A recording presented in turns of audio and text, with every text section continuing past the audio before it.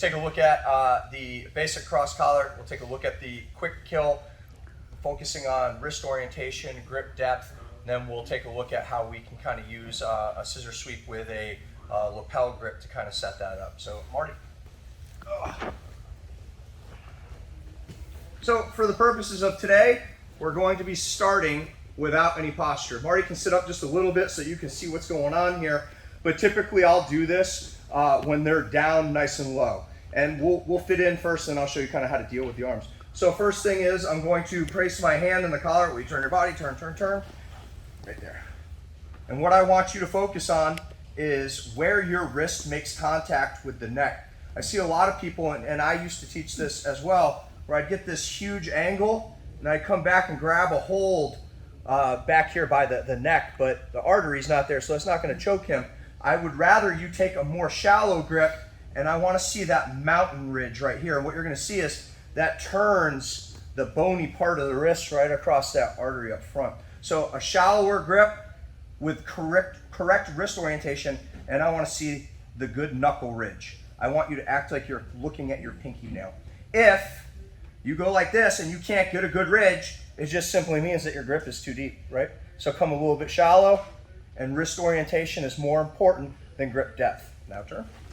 Now I need the second hand to go in, so what I'm going to do is I'm going to lift with my elbow. I'm going to get a little bit of angle, and I'm going to bring that second hand underneath here. Yes, this is going to be difficult. Again, it needs to be deep enough that I choke him, but I need to make sure that that bony part of the wrist is what's going to make contact with the neck. And so if you go too deep, you won't be able to get a good knuckle ridge on the other side.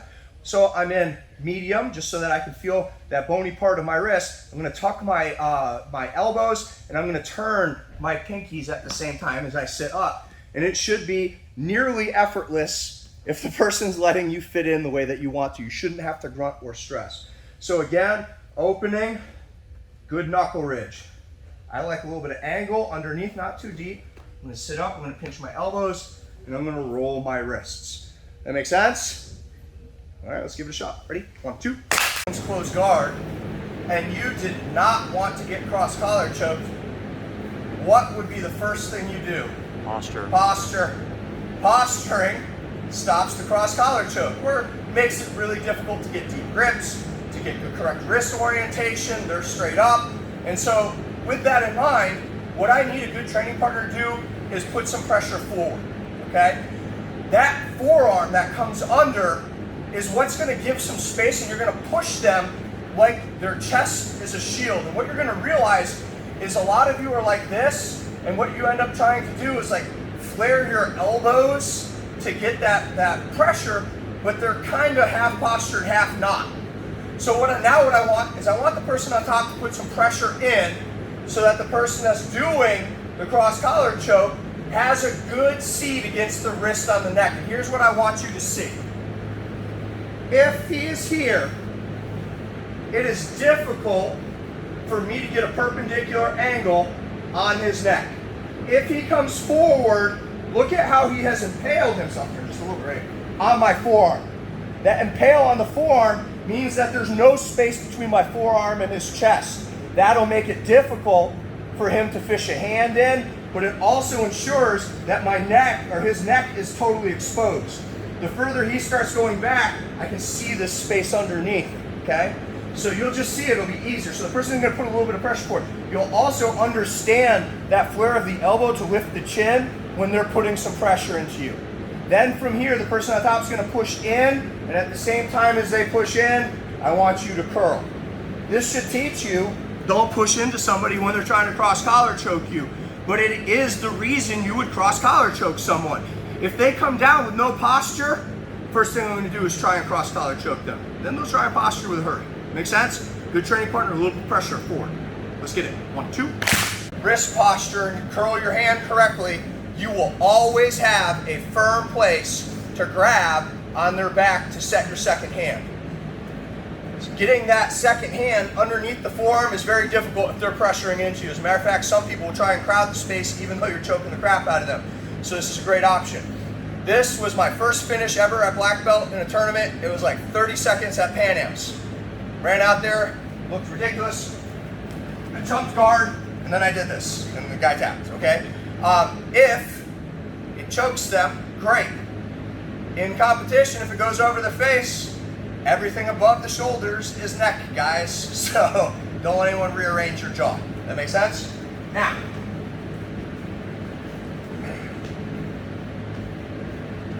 you see this? We're gonna get that first hand. What I want you to do is I want you to watch what happens to the collar over here. You see that? That just happened? That's what I'm gonna grab a hold of. So I enter with my forearm until it catches the face, then I'm gonna make a tight grip. And then I'm gonna rotate my pinky in the direction of his nose as far as I can, and then I'm gonna very slowly start my lawnmower while I pull forward with my legs. So I'm one, I've come off to the side, I'm controlled, I'm here, I'm rolling that pinky out, I'm pulling forward, and I'm pulling with my arm, just like this. So, tight, one, I've off-centered, two, I'm rolling that pinky out, and I'm pulling. Let's look at it from the other angle. So I'm here, this is what's gonna give me a good bite on the other side. So I off-center, fit in the forearm, control, clap, now watch this. I'll loosen up. You see that? That is super important, guys. From here, this. Look at how it rotates my forearm, that bone in my forearm, right towards that artery, and then I'll be able to pull. It'll be tight. If they push their face against their forearm, great, makes the choke better. Let's try it out. 1, 2. Now we're gonna take a little variation. I want you to take the gi out the back right now. Your thumb is going to go towards the end of the gi, and you're going to place your hand in the collar. From here, you'll open your legs a little bit. You're going to bring your elbow up over top of the head, and then it's going to be the same exact finish. Where should I grab on the elbow or on the lapel? It really depends on the length of the lapel and how fat his head is, right? But what is important is that I make my elbow come over first, and that it's tight, and I'm pushing with my elbow. Otherwise, the choke is exactly the same. So this is not the setup we're going to use. It's difficult to hit it from here, but the lapel must be on the back side. Put your arm on the outside. It won't really work from here. You won't have enough lapel. Back over. So for right now, right here, right, if you want to open your legs to do it, elbow over, and then I'm still turning that out to pull. Does that make sense? This is a rough fit in for you to kind of get a feel of what that's like, then I'll give you a good setup. Let's get it. 1, 2. I get my lapel, and I get the arm here. Now, I said we want to come over the back here, but instead I'm going to tuck that elbow turn. I'm going to tuck it down. And then I'm going to hip away from my grips, and I'm going to scissor. See how I put his hand on the floor? Then I'm going to sit up and come over, and it's going to be tight. Okay? So I'm here, where I'm keeping his posture. I kick, up and over. And guys, you want to talk about tight, it's going to come out from nowhere. And so you have to scissor hard enough. You don't want to sweep them. Sometimes they'll fall over. You can't be surprised. You just got to go, guess I come up on top. But you have to scissor hard enough to make them put their hand on the floor. That's the whole goal, is to make them put their hand on the floor. Different angle. So I'm here. The hand is low. I kick. Then I come over. And gosh, they're going to come on like a hammer. So be careful. Let's get it. 1, 2.